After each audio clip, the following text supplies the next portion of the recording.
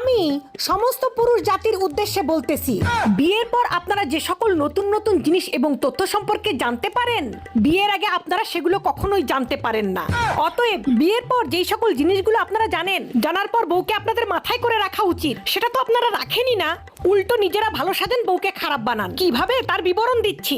বিয়ের পরেই আপনারা প্রথম জানতে পারেন যে আপনার মা ভালো না, শাশুড়ি হিসেবে সে খুবই খারাপ, সারাদিন আপনার বউয়ের পিছে লেগে থাকে এবং হিংসা করে। বিয়ের পর আপনি এটাও বুঝতে পারেন যে আপনার বোন ভালো না, ননদ হিসেবে সে খুবই খারাপ, সারাদিন আপনার বউয়ের কুটনামি করতে থাকে, বউয়ের সাথে লড়াই ঝগড়া করার একটা ফন্দি সবসময় এঁটে থাকে।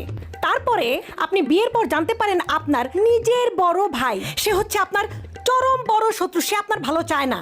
এবং বিয়ের পর আপনি এটাও জানতে পারেন যে আপনার ছোট ভাই, আপনার আদরের ছোট ভাই হচ্ছে চরম একটা বেয়াদব।